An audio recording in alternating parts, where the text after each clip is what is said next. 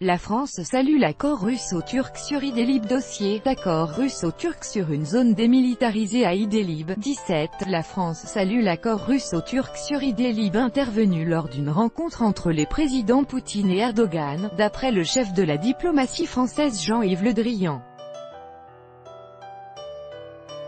L'accord conclu par les présidents russes et turcs sur Idlib s'ouvre un espace à la diplomatie, a déclaré lundi le ministre français des Affaires étrangères Jean-Yves Le Drian lors d'une conférence de presse en marge de l'Assemblée générale annuelle de l'ONU. On peut presque dire que Bachar el-Assad a gagné la guerre, on le constate, a indiqué M. Le Drian. Selon M. Le Drian cité par les médias russes, Paris préconise l'adoption d'une résolution du Conseil de sécurité de l'ONU en faveur des ententes sur Idlib, à condition qu'elle soit utilisée dans un large contexte du processus politique. La diplomatie peut l'emporter sur la logique militaire.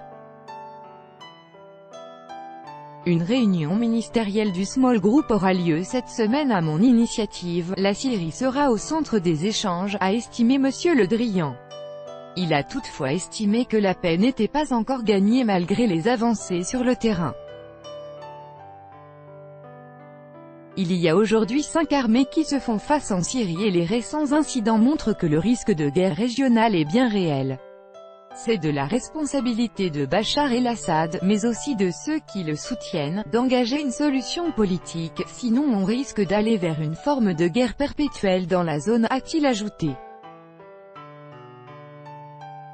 Vladimir Poutine et Recep Tayyip Erdogan se sont entendus à Sotchi de mettre en place une zone démilitarisée large de 15 à 20 km le long de la ligne de contact entre les forces gouvernementales et les groupes d'opposition armés dans le gouvernorat d'Idlib d'ici le 15 octobre.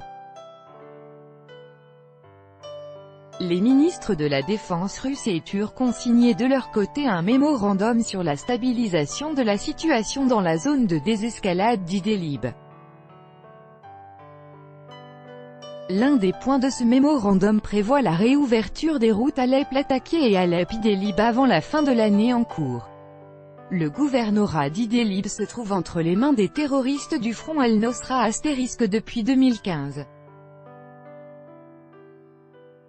Les membres de groupes radicaux qui avaient refusé de se rendre aux forces gouvernementales syriennes lors des opérations antiterroristes à Alep, à Homs et dans la Ghouta orientale ont été évacués par des couloirs humanitaires au terme des accords sur la réconciliation.